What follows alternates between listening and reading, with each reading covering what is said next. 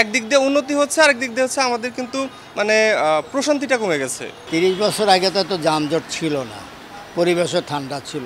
বাঙালি তো সবাই যার যার পেটের ধ্যানে করেছে। যে এটা হচ্ছে একসময় কিন্তু উদ্যান ছিল, মানে অনেক যখন গরম লাগতো জাস্ট এখানে এসে একটু বসলে একটা প্রশান্তির একটা মানে ছোঁয়া পাওয়া যেত। এখন উন্নয়ন কাজের জন্য হচ্ছে গাছ কেটে ফেলা হয়েছে, কিন্তু গরম কিন্তু হচ্ছে অনেক বেড়ে গেছে। একদিক দিয়ে উন্নতি হচ্ছে, আরেক দিক দিয়ে হচ্ছে আমাদের কিন্তু মানে প্রশান্তিটা কমে গেছে।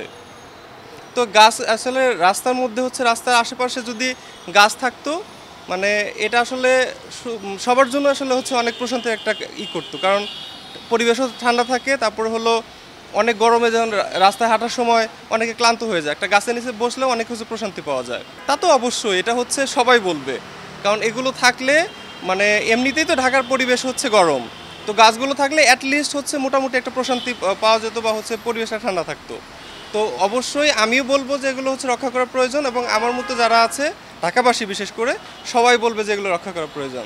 এই গাছপালা থাকা অত্যন্ত জরুরি, বিশেষ করে আমাদের এই যে যে এখনকার যে পরিবেশ, যে গরম এতটা হইতো না যদি গাছপালা থাকতো। সরকার অবশ্যই উদ্যোগ নেওয়া উচিত এ বিষয়ে, তাদের বিরুদ্ধে অ্যাকশনে যাওয়া উচিত। 30 বছর আগে তো এত যানজট ছিল না, পরিবেশও ঠান্ডা ছিল। ওয়ালটন ফ্রিজ কিনে অনেকের মতো আপনিও হয়ে যেতে পারেন মিলেনিয়াল। সেরা পণ্যের সেরা অফার। গাছগাছরা ছিল, অক্সিজেন পাইতাম, কার্বন ডাইঅক্সাইড, সুন্দর একটা পরিবেশ ছিল, এত রোগ জীবাণু ছিল না। এখনও গাছ টাছ কেটে টেম্পারেচার হাই টেম্পারেচার, মানুষ তো দেখেন স্কুলে গেলে বাচ্চারা অসুস্থ হয়ে যায়, স্টুডেন্টরা মারা যায়। ছোট ছোট বয়স্ক যারা আছে তারা তো ভারত থেকে বাড়া সম্ভব না, তারাও মৃত্যুর মুখে পতিত হচ্ছে। হাসপাতালে গেলে দেখবেন রোগীর অভাব নেই। শুধু এটা একটা উদ্যান ছিল। এখানে আমরা এই যে দুপুরবেলায় এখানে এসে রেস্ট নিতাম, ছায়া ছিল খুব সুন্দর। এই চক্ষু হাসপাতালের থেকে সবাই বাড়িতে এখানে রেস্ট নিয়ে তারপরে যেত, সেটাও তো আজকে নাই, সব বিলুপ্ত। হ্যাঁ, তা পান্তগঞ্জ দেখেন কত সুন্দর একটা পরিবেশ ছিল, পাহাড়ের মতো সুন্দর সুন্দর ছিল, সবাই সেটাও শেষ। এখন পরিবেশটা তো দূষিত হবে, যেহেতু মানুষ কোথায় যাবে। এখন একটা সাইজে গরমের মধ্যে সবাই টেম্পারেচার, কার কত পয়সা আছে, এখন তো অভাবের সংসার, দুধ আনতে পান্তা পুরায়, কিন্তু মানুষ যে একটা ঠান্ডা পানি খাবে সেই পয়সাও তো মানুষের কাছে নাই।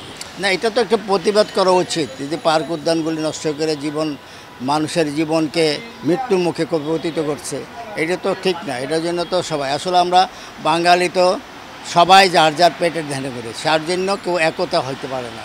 একত্রিত হইল জেল, ফাঁসি, বজ্রেন ইত্যাদির ভয়, কিছু বললে কিছু ভয়, যার জন্য সবাই মুখ বন্ধ। আর মানুষের হাতে যেহেতু পয়সা নাই, সে তো মানুষ তো আপনার যার যার সন্ধানে তেতে ঘুরে। এইসব চিন্তা ভাবনা করার মতন মন মানসিকতা এখন খুব কম পাবেন। না, আগে তো এগুলো শহরেই ছিল না, বাসাটি সব থেকে শহরেই ছিল না, পুরা গ্রাম ছিল এগুলো বলা যায়। আর এই যে এই এলাকা ফার্মগেট এলাকার এই জায়গাটা ছিল ওই গেট, ফার্মগেট মানে তো ফার্মের গেট। এইটা গাছগাছায় ভর্তি ছিল। যেই জায়গায় কথা বলতেছি এই জায়গাটা ছিল লিচু বাগান। এরপরে অনেক ডেভেলপ হয়ে গেছে, গাছপালায় ভর্তি ছিল এই এলাকায়। এখন তো গাছপালাই নাই, আর ডেভেলপ করতে হলে তো গাছপালা থাকবে না। তথাপি সরকারের কাছে আমাদের অনুরোধ, যাতে ওই গাছপালা রাইখা যতটুকু সম্ভব ডেভেলপ করা যায়, দুইটা একসাথেই যেমন হয় এইটাই চিন্তা করতেছি আমরা। না, বসবাস করার মতো উপায় তো নাই এখন, যেই হিট বাড়তেছে, এই হিটে তো বাসাই যাবে না, শহরেই থাকবে না শেষ পর্যন্ত, মনে হয় লোকজন থাকতে পারবে না।